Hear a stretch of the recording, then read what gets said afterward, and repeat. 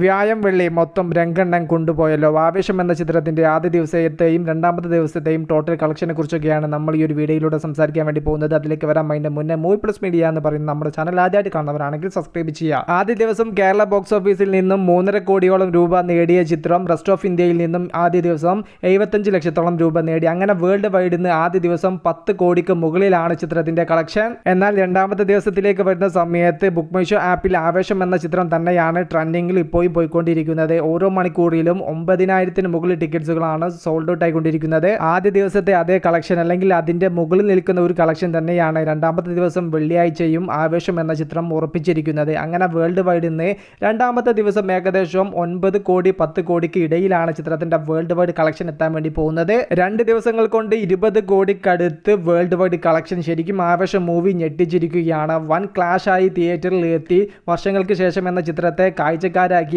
ആവേശം എന്ന ചിത്രത്തിന്റെ വൻ മുന്നേറ്റം. വർഷങ്ങൾക്ക് ശേഷം വിനീത് ശ്രീനിവാസന്റെ ഒരു മൾട്ടി സ്റ്റാർ ചിത്രമാണ്. ആ ഒരു ചിത്രത്തിനും പോസിറ്റീവ് റിപ്പോർട്ട് തന്നെയാണ് വന്നത്. എന്നാൽ കൂടുതൽ പോസിറ്റീവ് റിപ്പോർട്ട് കിട്ടിയ ചിത്രം ആവേശം തന്നെയാണ്. ആദ്യ ദിവസം കേരളത്തിൽ നിന്നും അതുപോലെ വേൾഡ് വൈഡിൽ നിന്നും ആവേശം എന്ന ചിത്രം ലീഡ് നിലനിർത്തിയപ്പോൾ രണ്ടാമത്തെ ദിവസവും ആവേശം എന്ന ചിത്രം വർഷങ്ങൾക്ക് ശേഷത്തിനേക്കാൾ ലീഡ് നിലനിർത്തും എന്ന് തന്നെയാണ് ബോക്സ് ഓഫീസിൽ നിന്നും ഇതുവരെയുള്ള കണക്കുകൾ വ്യക്തമാക്കുന്നത്. രണ്ട് ചിത്രങ്ങളുടെയും 2 ദിവസത്തെ കറക്റ്റ് കളക്ഷനും കാര്യങ്ങളെല്ലാം അറിയാൻ വേണ്ടിയിട്ട് കാത്തിരിക്കുക. രാവിലെ 10 മണി ഏകദേശം ഉച്ച സമയമൊക്കെ ആകുമ്പോൾ ചിത്രത്തിന്റെ കറക്റ്റ് കളക്ഷൻ റിപ്പോർട്ട് വരും. ട്രാക്കിങ്ങിന്റെ സഹായത്തോടു കൂടെയാണ് ഇത്തരത്തിലുള്ള വീഡിയോ തയ്യാറാക്കിയത്. വിശദ നിങ്ങളുടെ അഭിപ്രായം ജസ്റ്റ് കമന്റ്.